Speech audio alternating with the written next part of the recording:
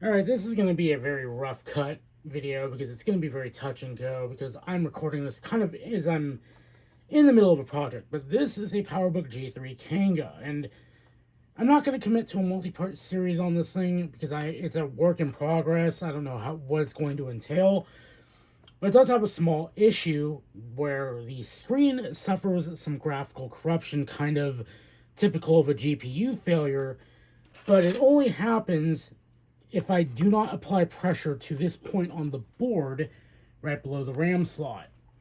And that tells me that something on the other side of the board has a loose solder joint, and that should be an easy fix short of taking the whole board out, flipping it over, kind of going over it with my camera because macro mode, and seeing what the hell has gone wrong.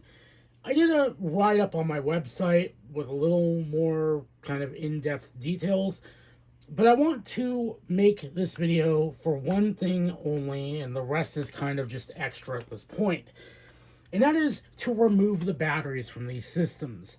This is a PowerBook G3 Kanga, but this also applies to the 3400 because they are basically the same machine. The Kanga is just a stopgap machine that was made kind of to tide us over while we waited for the Wall Street to release. So that PSA is that the battery absolutely positively needs to come out of this machine. And I'm not talking about the primary battery, I'm talking about the battery internal to the machine. Because I was fortunate to get to this machine before it started leaking into the logic board. Because Apple placed it in a really dumb location where if it starts leaking even a little bit, you're probably not going to be able to salvage the machine, at least in a fully working state. So to begin, the way you open this machine up is actually not terribly hard.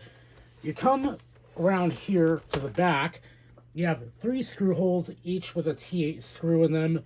Take them out.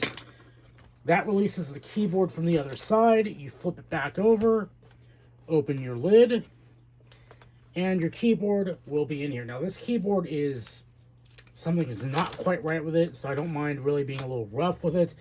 But it'll be sitting in here like this, and it'll be tethered to the logic board by the 2 ribbon cables coming off it. So what I like to do is I get something either thin or pointy and be really careful with this so you don't scratch up anything. Just gently get under one of the keys and lightly pull it up to the point where you can grab onto it with your finger. Just slide this up, slowly bring it forward so it clears these 4 tabs up top. Grab the top, bring it forward, and just grab the cables and get them out. Pretty easy. I mean, you've got little there goes my ring light, as it wants to do. But you pretty much got these little clips in here, these 2 right here. Those are the keyboard connectors. Those are what you need to be careful of. You can just pull the cables straight out of the sockets very gently. I would not advise doing that, but you can do it. Given the age of these plastics, I would be really careful, but again, you do you. It also helps if you get the RAM out, which this is where it goes, like right here. Just grab it from the bottom and wiggle it out, and it should come free. Lastly, you're going to grab this little T8 screw right here, get it out, and that should just pull forward now. And you could just very gently just rock that out of its connector, just like that. And there's your speaker board right there. On the other end, here's where your battery would be, where this little piece of yellowed tape is. God, I can English, I swear. Again, rough cut video. You get to enjoy the bloopers as they happen. But yeah, battery is here. You need to just rip that thing out and be done with it. It'll come connected to this little bit right here, which I can grab with my little scribe, I guess. And unfortunately, the connector just kind of pulled off the battery, but do we care? No, because we're not putting another battery in here. We should never put another battery in here because this machine does not need one to start up. Now, you can see the flaw here. you can see the battery goes right here. This sits right here. This is the main display connector right here. If the battery leaks onto this, it is very likely going to leak into the connector itself on the board and all these little components around here. Now, the last 3400 I had this exact issue. The battery had leaked onto this connector and the connector on the board, completely totaling the machine. It still worked, but the video circuitry was just gone, and I would have to actually connect it to an external display to get anything out of it. That machine ended up with Garth. He still has it, I think. But it's imperative that you get these batteries out of this machine, because otherwise you are going to have that problem, and it is not a pretty problem to have.